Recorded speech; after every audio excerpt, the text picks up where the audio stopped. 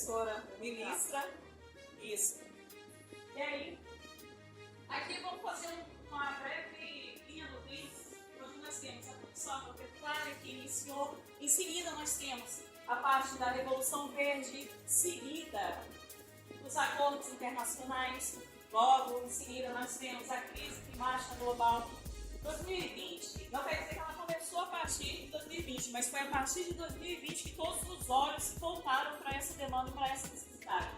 E aí depois nós tivemos a ONU, que a partir de 2005 ela coloca o plano ODS, que são Objetivos de Desenvolvimento Sustentável, onde a gente tem a agenda de 2030 a 2050, onde se estabeleceu, nesse primeiro momento, metas e objetivos para serem alcançados para que o mundo pudesse trabalhar de forma que as demandas fossem atendidas, mas também de forma sustentável. Porque até então, a gente tinha aquela necessidade urgente de atendimento, mas não tinha necessidade de resiliência, de saber que precisava continuar produzindo e de maneira não apenas quantitativa, mas também qualitativa e uma produção justa. Aí nós temos a nova onda de Revolução Verde, que ela agrega já a parte de inovação, e aí logo em seguida nós entramos no nosso tema, que é sobre recarbonização do solo. Então aqui, solo, como é até complicado falar de solo para especialistas em solo. Mas o que o solo nos oferece? Tudo. Sem o solo nós não conseguimos fazer nada.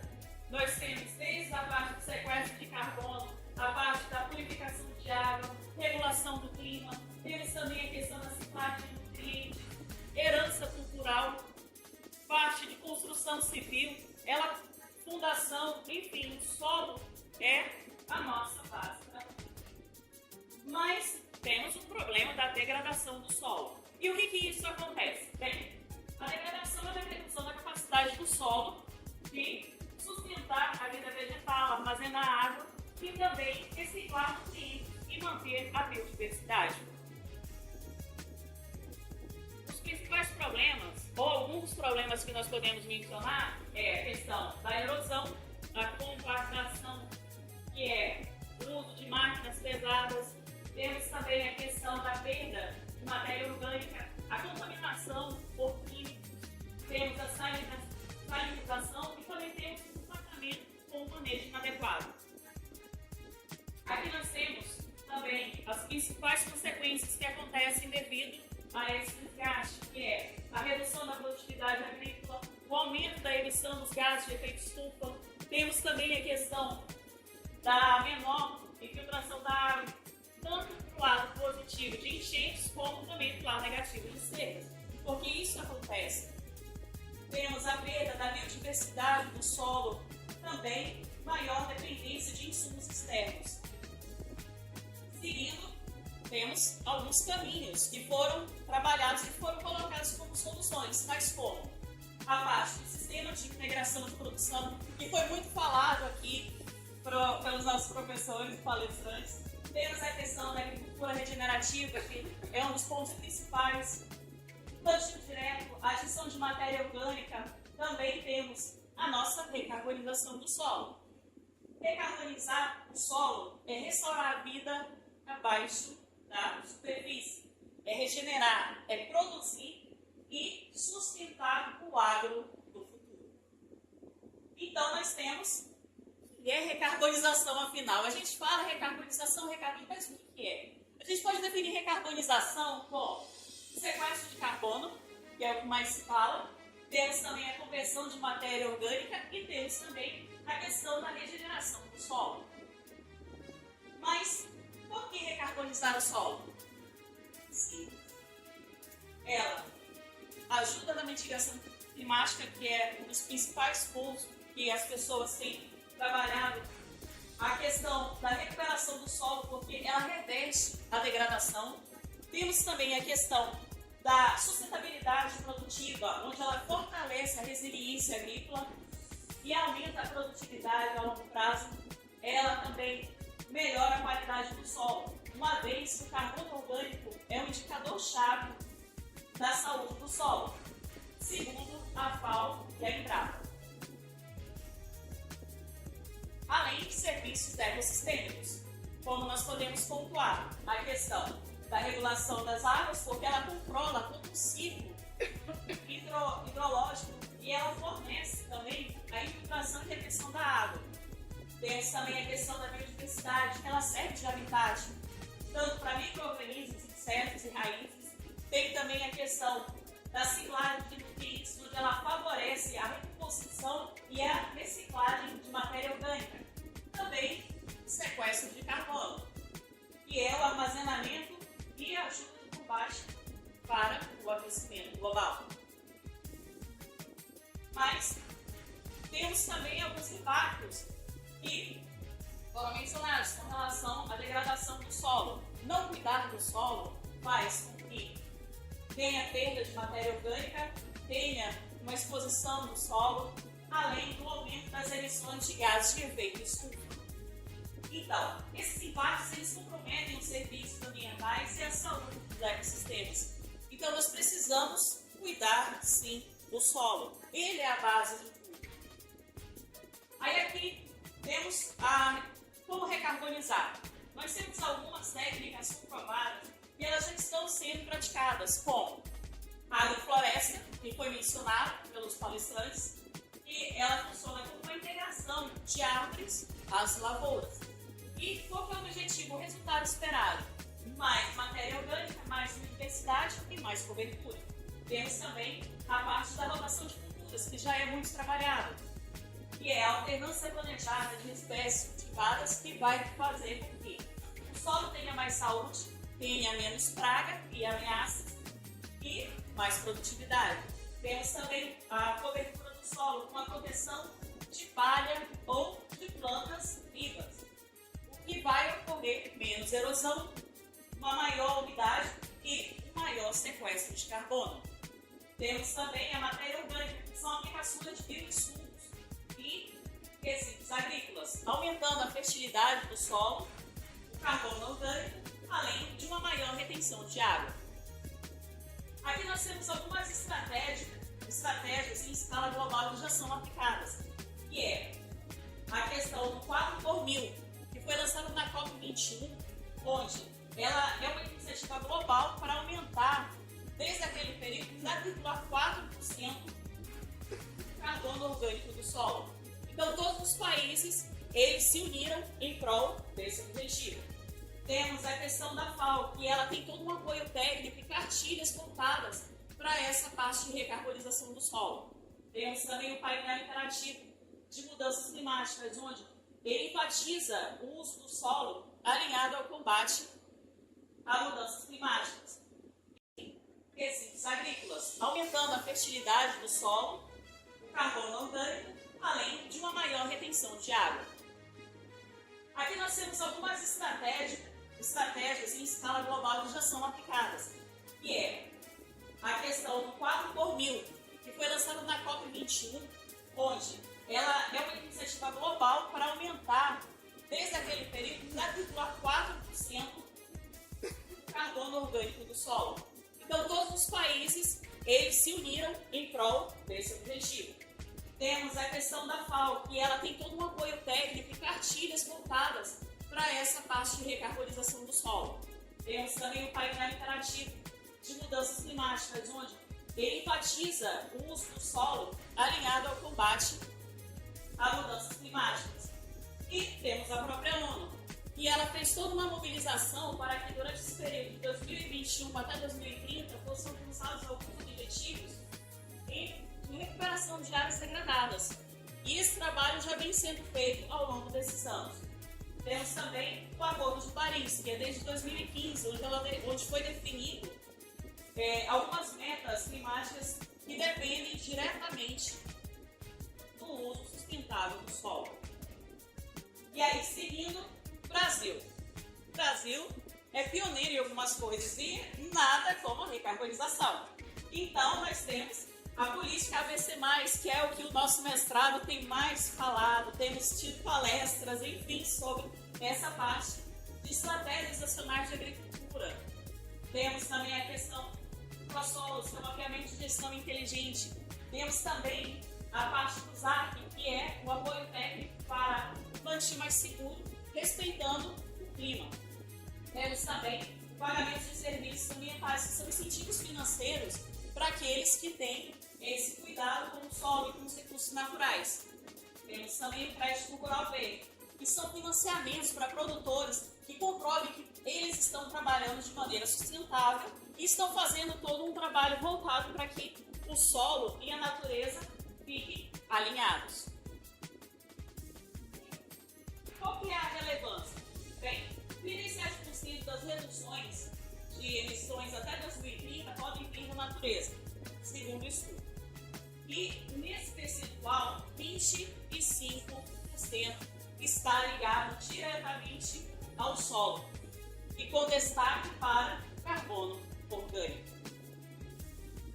Então, por que investir na recarbonização do solo no Brasil? Vamos citar apenas alguns, são vários, mas vamos citar alguns. Temos a questão da alta eficiência de sequestro de carbono, temos baixo custo em comparação a tecnologias industriais, o resultado duradouro para a saúde dos ecossistemas e também mais produção da sustentabilidade, além de estar alinhado às metas e acordos internacionais. Aqui tem uns exemplos que já são trabalhados no México. Hoje, o México ele tem uma área extremamente degradada. Então, a ENASA é uma estratégia nacional de sustentabilidade que é uma parceria entre governo, instituições e sociedade, onde ele tem como objetivo restaurar o carbono orgânico do solo e garantir sua saúde estratégica. Bem, o enfoque principal é o manejo sustentável, a recarbonização do solo e os serviços ecossistêmicos. Os desafios que ele enfrenta é justamente a questão da degradação severa dos solos pelo uso intensivo da falta de conservação. Então, é um estudo que tem sido já feito durante um período e esse artigo ele é interessante porque ele vem trazendo todo um plano e uma meta que eles têm feito e têm conseguido trabalhar em áreas isoladas e o objetivo deles é estar passando para outros locais. Tem um outro também que é interessante, que é na Espanha, são campos de olivais. Nele, a prática que eles têm utilizado é o manejo sustentável com a cobertura vegetal. Onde o campo, também no artigo, é terrível. Muito feio mesmo, mas ele, através desse trabalho que eles fizeram, eles conseguiram recuperar. E é interessante porque eles conseguiram, através desse estudo, fazer uma redução dos gases de efeito. Eles aumentaram a recarbonização do solo e eles também conseguiram regenerar a capacidade produtiva de uma terra que até então estava totalmente destruída. E nós temos o exemplo do Reino Unido. Esse exemplo ele é interessante porque ele trabalha com a aplicação de papel desfiado. Sim, papel desfiado. Mas não é só pegar o papel desfiar e jogar na terra e misturar, não. É todo um trabalho. Eles fazem uma separação e aí eles utilizam o papel desfiado. Então, algo que iria para o lixo, que não teria utilização, eles estão colocando na terra e sim, está surtindo efeito. Mas como ainda está na parte experimental, eles estão esperando os benefícios do reaproveitamento de resíduos, então tendo aquele ciclo da cadeia sendo trabalhado, tendo o aumento do carbono do solo, além de ser de baixo custo. Temos também aqui quais foram os benefícios que todas essas técnicas trouxeram.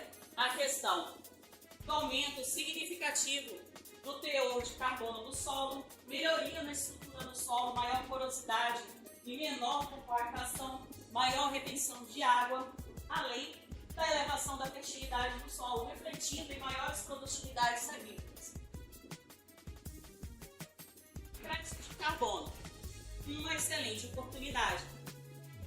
Tem sido falado aqui no decorrer do dia todo oportunidades e possibilidades, e são reais. É uma nova fonte de renda. você melhoria na estrutura do solo, maior porosidade e menor compactação, maior retenção de água, além da elevação da fertilidade do solo, refletindo em maiores produtividades agrícolas. Crédito de carbono, uma excelente oportunidade. Tem sido falado aqui no decorrer do dia todo oportunidades e possibilidades, e são reais. É uma nova fonte de renda. Você tem um incentivo da adoção de uma prática sustentável que ela vai estar dando retorno, e não apenas financeiro, mas também vai estar trabalhando para que o seu futuro e o futuro dos seus filhos possa ser também bom. E nós temos o Brasil como o líder na decarbonização agrícola. E dessa forma, como uma estratégia-chave, pois integra a conservação ambiental, a produtividade e a demanda climática, além de responder aos desafios da segurança alimentar e da sustentabilidade. Ela oferece benefícios ambientais, sociais e econômicos, além de fundamentais para o futuro da agricultura no Brasil. Aí aqui nós temos uma projeção futura, uma breve projeção futura de como a gente pode estar trabalhando. Seria uma expansão das práticas já regenerativas, já utilizadas, de que forma? Através da aplicação de agricultura sustentável e regenerativa, que é o que a gente tem falado muito, tem se trabalhado. A questão também do crescimento do mercado de crédito de carbono, isso é real. Não é uma ilusão, não é uma fantasia, é real. Cada vez mais pessoas têm investido, têm visto que é uma possibilidade de ganho real, e isso vai fazer com que as finanças verdes e a renda dos agricultores possam ser melhoradas. A questão da inovação, tecnologia de monitoramento, com agrotechs, com pesquisas e desenvolvimento, nada mais é do que hoje o que a Agrotins oferece. Hoje o que a agroevolução tem trazido com experiências, com estudos. Os professores mesmos constantemente têm trazido estudos, pesquisas, que vêm trazendo essa inovação e vêm fazendo com que coisas aconteçam. A integração de políticas públicas ela é essencial. Porque se as políticas públicas com planejamento, com políticas voltadas para que as coisas aconteçam, fica mais complicado. Tem também a questão do todo o papel do agricultor. Esse agricultor, ele já existe. Ele já tem buscado uma educação diferenciada, ele já tem buscado novas tecnologias e um aprimoramento para que a terra que ele cultiva não seja só para ele retirar coisas, mas seja um investimento para o futuro. Para que dali ele possa gerar não apenas o seu alimento, mas que dali ele possa gerar vida, possa gerar outras coisas. E temos também a contribuição das metas climáticas, que é o que muito se tem falado. E o que é interessante é porque muitas vezes se coloca o agricultor como o vilão. Na verdade, eles são a peça-chave para a solução. Porque eles têm buscado, eles têm trazido esse diferencial. E é isso que a gente tem trabalhado. Aqui alguns referenciais teóricos utilizados para esse estudo. Agradeço a atenção e o interesse. Aqui, se alguém quiser saber mais informações sobre técnicas de